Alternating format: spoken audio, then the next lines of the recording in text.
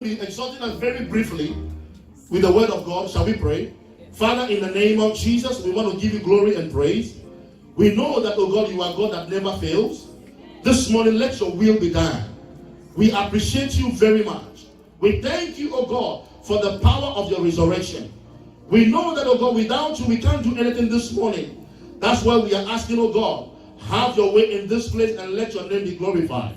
Father, we ask that at the sound of my voice, anybody who came through this place, oh God, they will not live the same. May you visit them with the anointing of the Holy Spirit in the name of Jesus. I decree and I declare that goodness and mercy shall appear today, and may it locate them in the name of Jesus. May your word come to pass in the name of Jesus. May you do what no man can do, and let your name be exalted. In Jesus' mighty name we are praying. Can I hear a louder amen? Let me hear a louder amen. Praise the Lord. Today I am going to preach on what I entitle Resurrection from Dishonor to Glory. Resurrection from what? Dishonor to glory. Resurrection from dishonor to glory. The resurrection power of God is not a religious activity. Are you hearing me? The resurrection power of God, it is not a religious activity or performance.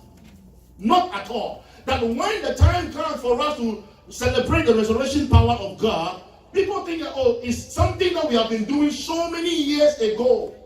So even if I go to church, it doesn't make any difference. It makes more difference. Why am I saying that? But this power, it is ordained, the resurrection power is ordained to reposition us from death to dominion. It is what? It is ordained to reposition us from death to what? To dominion. And somebody will be asking, why are you saying that? I'm saying that because the core mission of redemption, the core mission of redemption is to rescue mankind from the power of sin to the power of life. Amen. So, when we talk about the resurrection power of God, we are talking about a particular power that no man has on the earth. Can you die and resurrect? No. Let me ask you, can you die and resurrect? No. Can you die and resurrect? No. Okay. Somebody told me a story. And the story they told me was, he said, whenever people pretend, or whenever people are pretending they are dead, you to pretend and bury them. I don't know whether I understand this. Okay, I will tell you the reason, the meaning of that. When somebody pretends that he or she is dead, all you need to do, go look for casket. Bring the casket, open it. Try to carry that person and put it in there. The person will tell you, I'm alive. I am not dead. That's why when you go to so many funerals, people are crying, I want to go with you. I want to go with you. I want to go with you. And the moment you push the person, say, be careful, don't push me. Have you ever seen that one before? Oh, you don't know what I'm talking about. You know what I'm talking about? When you go to the graveyard, the way they dig the hole, you will see some sand around the hole. Some are in a small mold form, some are just deep around. And the person who is crying so bitter. Look, the crying is good. They are crying so bitter. But in their mind, they are crying with strategy. Because you don't want to sleep and enter that hole. You know what I'm talking about? So, do you know what it means when they say the man died? They persecuted him, he died, and he rose again. Do you know what that means to you? The Lord died, he was crucified, he died, and on the third day, he rose again. Oh, if you are here right now, or you are in a meeting, and it happens that there's somebody who was sick and dead in that meeting, and the person began to breathe. I tell you honestly, you will create hole in that building and leave me in this place because you have found a dead person. Now, the Bible says that, and the man was dead. They persecuted him. Jesus died for your sin. So that's why I'm saying that the resurrection power, it is not just a religious activity. It is not at all. It is not something that people just come and perform, and then after the performance they go back home. No, it is meant to deliver us from death to dominion. That is why, because of the death of Jesus Christ, you are made alive. The Bible says all things have passed away, all things have become what? New. If God can open your eyes to see your friends past, what they have done in 10 years, you will say, you know what? Enough is enough. I don't want to live on earth anymore. But what I'm going to say today is that God is a faithful God. The Lord will make a way when He wants to make a way. Now, when you read the book of Acts chapter 10, Peter was preaching to the people, and he said something. The book of Acts chapter 10. Peter was preaching, and when he got to verse number 39, he preached and he said something very profound. He looked at the people and said, because of the death, give me that scripture, Acts chapter 10, verse number 39. The Bible says, when Peter preached, he preached, and we were witness of all things which he had what? He both did in what? In the land of the Jews and in Jerusalem, who they slew and hanged him on the tree. Can you die for somebody? Tell me the truth. Can you die for somebody? Somebody will say, I love you. If you see the way I love you with my whole heart. Nothing can change anything about you. When I look at you, I see the moon. The day they appear, they say, it's time for you to be crucified. They said, do you want to die for him? You look at him. What I said yesterday was a mistake. He said, I didn't mean to say that. That's why I tell people that when you are happy, be careful the way you make promises. Some people can be happy right now and say, you know what, too excited, say, well, you know what, I just feel like giving you $200. The happiness was up.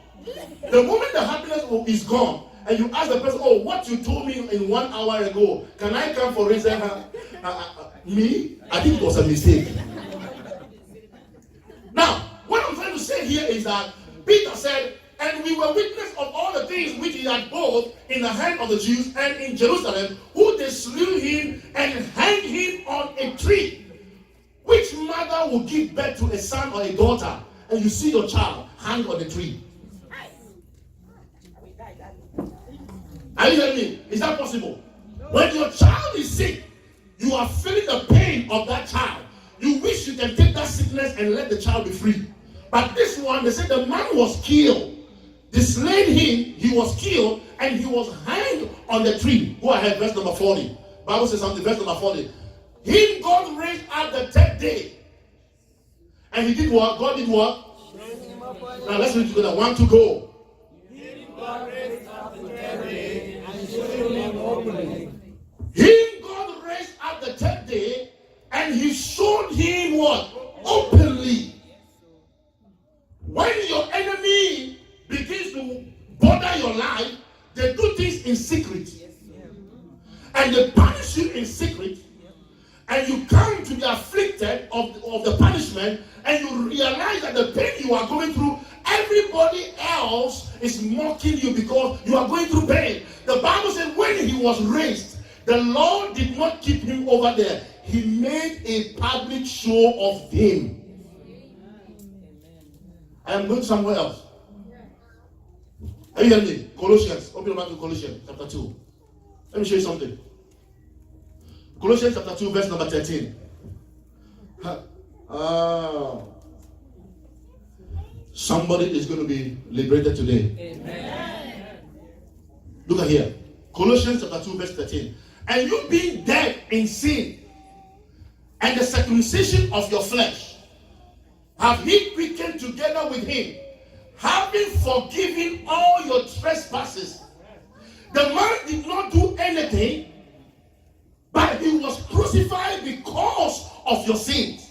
Go ahead, verse number 14. And the Bible says, blotting out the handwriting of ordinances that was against us. I am here to tell you, any evil that has been assigned against you by the blood of Jesus has been cancelled. And like I said, it has been cancelled in the name of Jesus. blotting out the handwriting of the ordinances that was against us. So anybody that is plotting against you, the handwriting of God has already stopped them. And it says, which was contrary to us, and took it out of the way, nailing it to the cross. May all your problems be nailed to the cross. May all your worries be nailed to the cross. I said, may all your trials be nailed to the cross.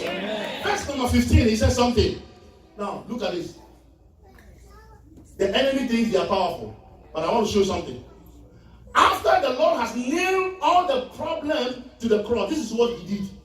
Having spoiled principalities and powers, he made a show of them openly. Somebody say openly. Openly. Or say openly. Openly. He made a public show of them openly, triumphing over them in it.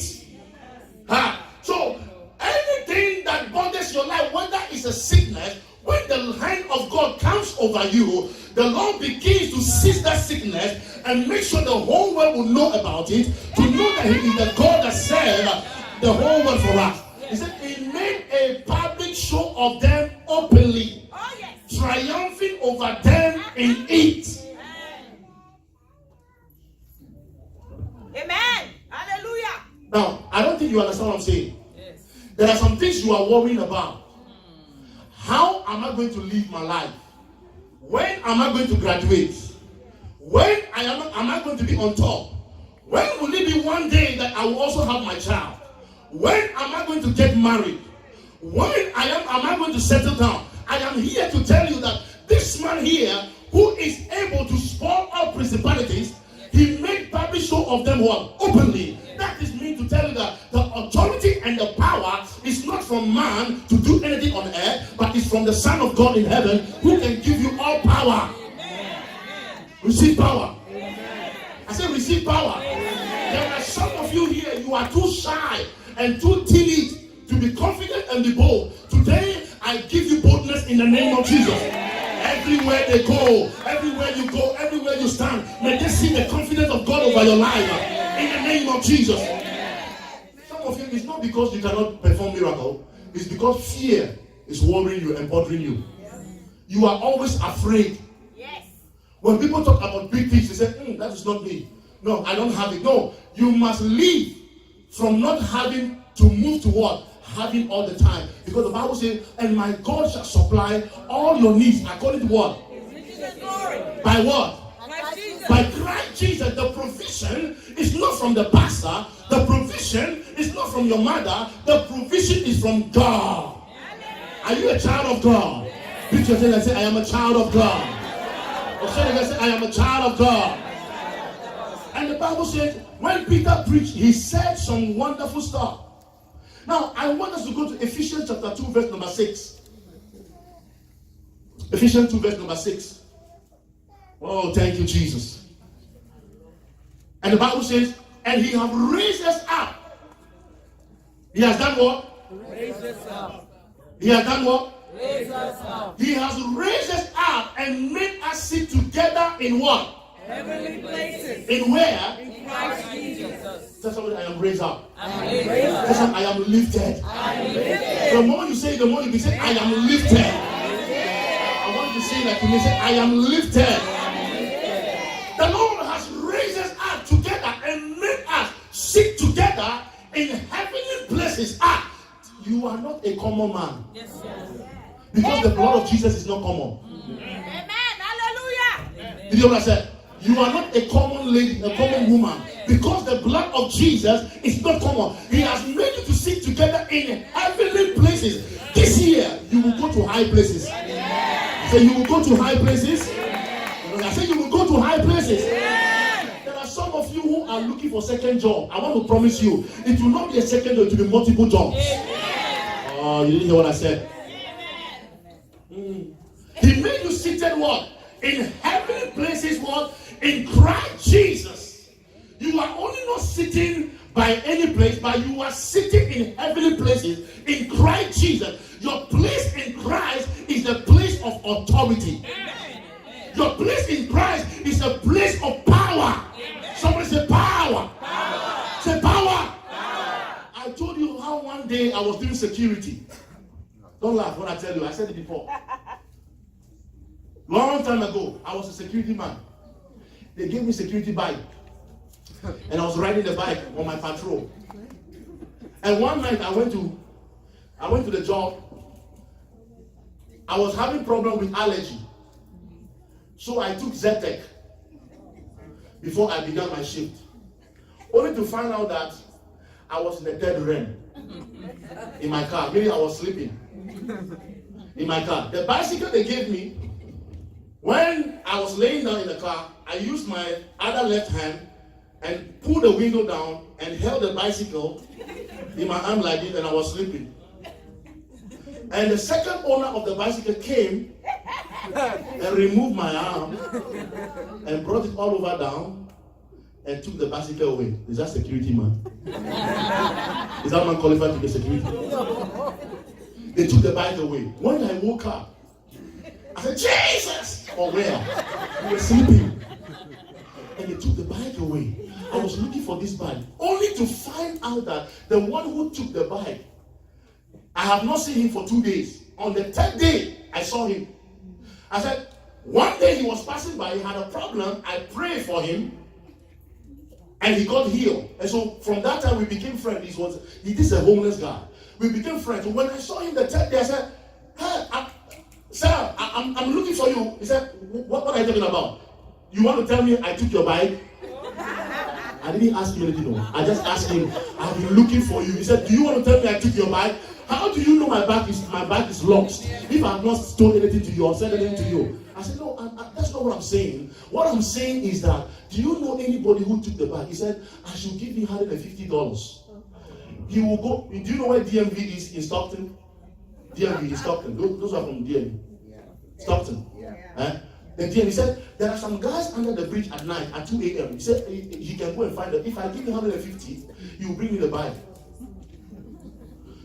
I was trying to convince him, and I told my boss, he said, don't worry about the bike, just leave it for him. Leave it for them. Next time, don't be sleeping. As if it was not enough. Another time, I was on duty and I removed my hat and I put it by the stone. And I was on, do you know where the boat is in downtown Stockton? Where they have the boats at downtown, all the boats over.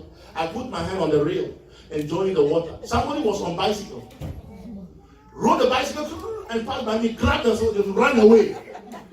I was just shaking like this. There's no handcuff, there's no gun, there's nothing to do. Security man standing there, and then they have stolen your hand. The person left and went away. And I told myself, I said, why are these people maltreating me this way? I just got this small job to be doing. That's my first job. Why are you maltreating me? So I said, you know what? I have planned something. What I plan tonight, if they come again, they won't get me. Somebody say power. So every night I develop a strategy. From 2 a.m. every night, I will make all the place, everybody in the place go to sleep. From 2 a.m. to the next morning, 6 o'clock, I will be praying in tongues. And I will be walking. I will be praying in tongues. And the people come there to fish. Some of the people who come there to fish, they only come there to fish because they wanted to pick some people's stuff. So one day I was praying in tongues. And they saw me from far away. They took all their fishing net and everything. And I was like, they all ran away from me. And I stood. And one of the guys went on the street and came back. He said, can I ask you a question? I said, yes. He said, what is that you are doing?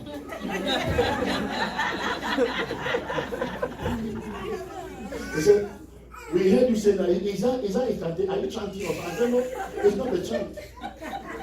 I said, I was praying. He said, wow, if this is prayer, it's very powerful. I said, what happened? He said, my friend was in the bathroom and he had a problem of his tummy and he went to the bathroom. The moment you started that, he ran away from the bathroom, took his pants, and started running. I said, you don't have to run. If you are not a thief, you will not be running. What I want to say to you is that you have the power of God in your mouth. So you have to speak. Tell somebody you must speak. You must learn to speak the word of God. Are you hearing me? There are some people who are intimidating you in your life.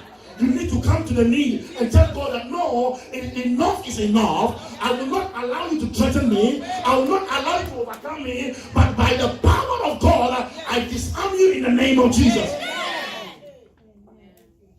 I was in the car praying one time again, and there's a music in this country. Only the the owner of the car understands the music. If you are in another car, you will not understand that music. And the music is so loud. All you can hear about music is boom. I don't know if you have heard that before. What are you talking about? Pastor, you haven't heard that before. You are in a car and you are playing music. And there's only a bass of the music from the trunk. You won't hear the lyrics. You will not hear the words. You won't hear any other music. All you will hear is a boom. Boom. And I ask myself, how is the person enjoying the music? Are you hearing me? How are you enjoying that music? And I've come to find out that if the people who are playing those music, they can enjoy it, we must also enjoy the power of God. Amen. You cannot relinquish the power of God to anybody. Yes, because the Lord has given you power to tread upon snakes and scorpions. Yes. Are you hearing me? Yes. Let me give you 3 significance of the power of the resurrection. 3 important things of the power of the resurrection. And I want us to open to 1 Corinthians chapter 15. Karabosha. 1 Corinthians chapter 15. No, sorry, 2 Corinthians. 2 Corinthians. Hallelujah.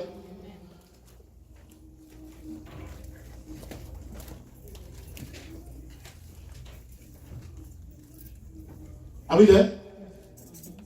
All right, go back to the 1 Corinthians. 1 Corinthians chapter 15. If you can't find it, go that way. 1 Corinthians chapter 15. Verse number 42.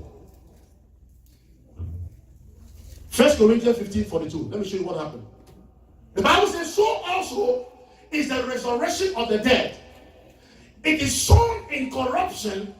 It is raised in what? Incorruption. I don't know if you understand that. So also is the resurrection of the dead. It is sown in what? Corruption. And it is raised in what? Incorruption. Now let me tell you what happened here. The power of the resurrection of God changes our life, or changed our life from filthiness to holiness. Amen. It does what? Change from filthiness to holiness. From what? From filthiness to what? To holiness. Your position on the day of the power of the resurrection of Christ, your position as a child of God, you are no more in that filthiness. You have been translated from that filthiness to holiness. That's what the Bible says. Without holiness, it is impossible for what? To please God. How many of you know that scripture? Without holiness, it is impossible. It is not possible for you to please God. So we have been changed from the position of what? Filthiness to what? To holiness. Tell somebody, I am holy. Holy. Say, Lord, make me holy. Make me holy. Some people doubt it. She said, people don't believe God can make them holy. When you walk in the righteousness of God, there are some prayers you don't need to pray. That's right. When you wait, the Bible says, a man's way Please God. When you are walking in the way of God, you will be pleasing God's agenda every day. Amen. So some prayers we pray, we don't get answered. We are our own fault. Why? You are not walking in the ordinances of God. You are not walking in the power and in the way of God. You pray that prayer and pray that prayer and pray that prayer and pray that prayer. It's not working for you. Check out yourself. You should do what? You should do what? Check out yourself. Point number 2. The power of the resurrection changes our position from weakness to strength. What does it do? From where? From weakness to strength. That means that emotionally you have been weak. Physically you are weak. Spiritually you are weak. But the day that Jesus rose up, and like the day today, he has given you all the power and the authority and taken away weakness from you. That's what the Bible says. I am the Lord that healeth thee. With the strength of Jesus, I am healed. Let the weak say, I am strong. Let the poor say, I am rich. Amen. Tell somebody, I am not weak. I'm not weak. I am only humble. I'm Tell somebody, I am not weak. I am only humble. There are some people who will take you for granted because you are humble. They think you are weak. You are very humble. They say, oh, he's afraid of me. She's afraid. No, I'm not afraid of you. I am only humble under the voice of God. And I tell people that what is humility or what is meekness? It is strength under control. Are you hearing me? Humility or meekness is what? Strength under control. I have the strength, but it's under the control of God. So the fact that you are insulting me does not mean that I cannot insult you back, but I am humbled by God. And God is handling my situation. Amen. Hallelujah. Hallelujah. Tell somebody, humble yourself. You need to humble yourself. A lot of us are full of pride. Pride. Pride. Pride. And when you have pride, you know what happened to you? Remove the P from pride, what do you get? Tell me, talk to me. Remove the P from pride, what do you get? What do you get? When you remove the P from pride, you get right. So every day you are being what? The pride is riding you, and your shoulders are up like I am in charge. You are not in charge. You are not. You are not. You need to humble yourself. God will bless you. God will bring you to some people in your life. When you get there, He's teaching you humility. Humble yourself. Tell somebody, humble yourself. You need to humble yourself. There are some people, they think they know it all on the earth. When you say 1, they will say 17. When you say 2, they will say 35. They know more than anybody. Even if you know, humble yourself. The Bible says God resists the proud and give grace to the humble. If you want to have grace, you have to humble yourself. If you want to have grace, you must humble yourself. If you want to have grace, you must humble yourself. Your humility will open door for you. Everywhere you go. That's why some of you are going through situation in your life and you are asking yourself, it's too much for you. Do you know that when Jesus was arrested, He had the power to blow air on the soldiers for them to die, but He did not get out. You know what? He didn't get out of the problem, but He went through the problem. There is no shortcut in life. Whatever you run away from today, you will still meet it again if you have not passed the exam. So you need what? Grace. What do you need?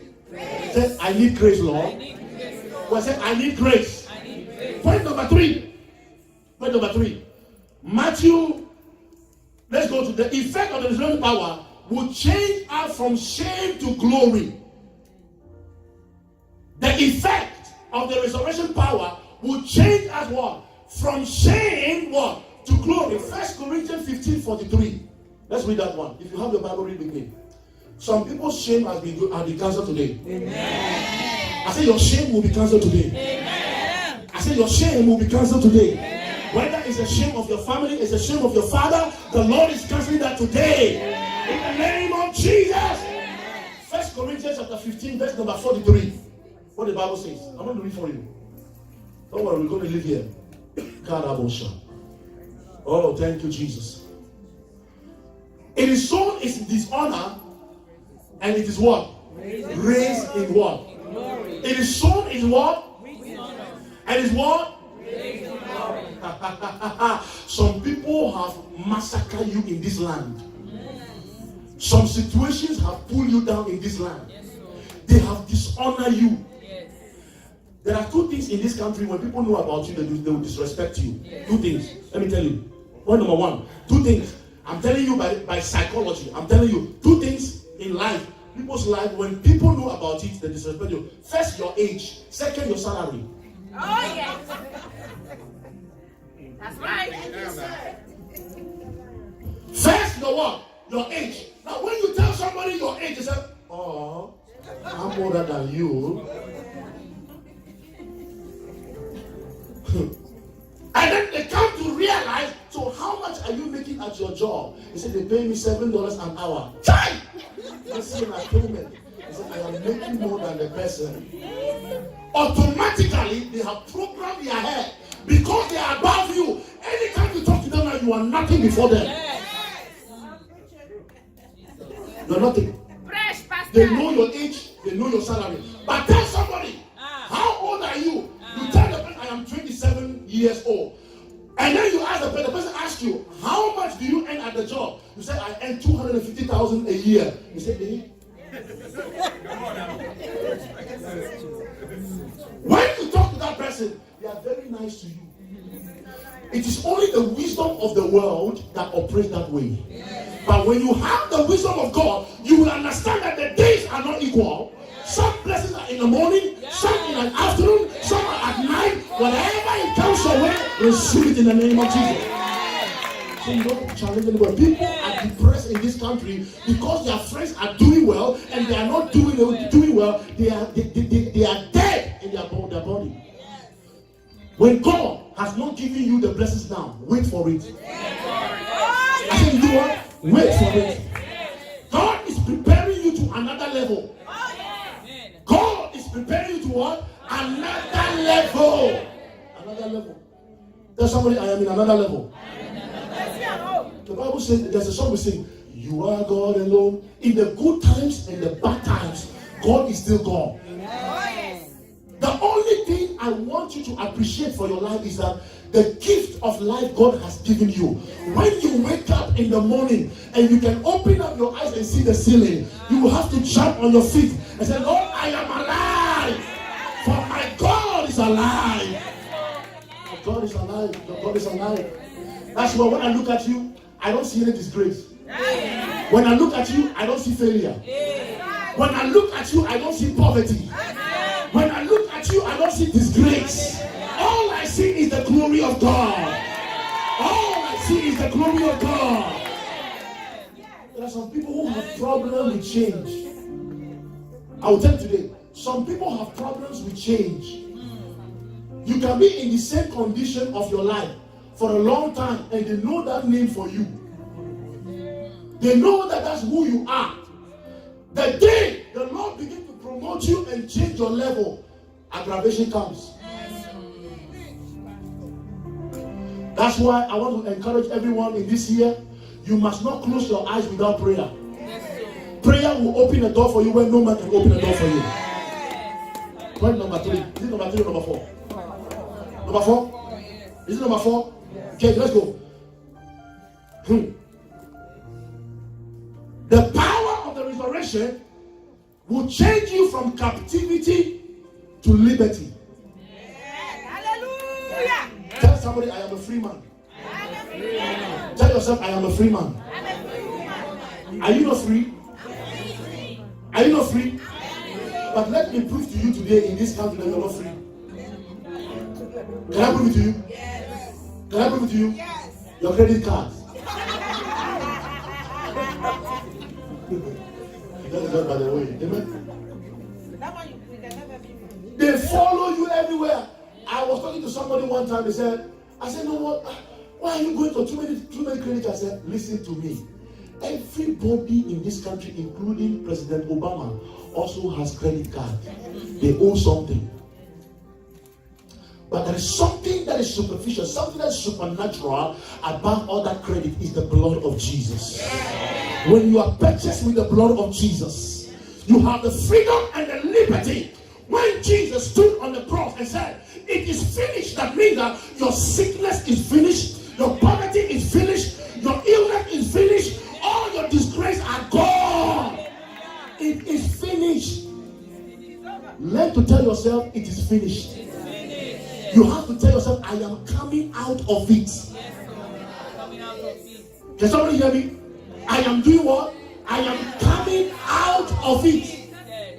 My last scripture, Luke chapter 24, verse number 1. Luke 24, verse number 1. Then I will close. There is somebody here, God want to tell you, you've been worried about something for a long time, but a time has come for you to stop worrying. Amen. Say, stop worrying. Don't worry about it. Say, don't worry about it. Stop. You worry yourself. You are raising your blood pressure. Stop. Luke chapter 24, verse number 1 to verse number 6, and I will close.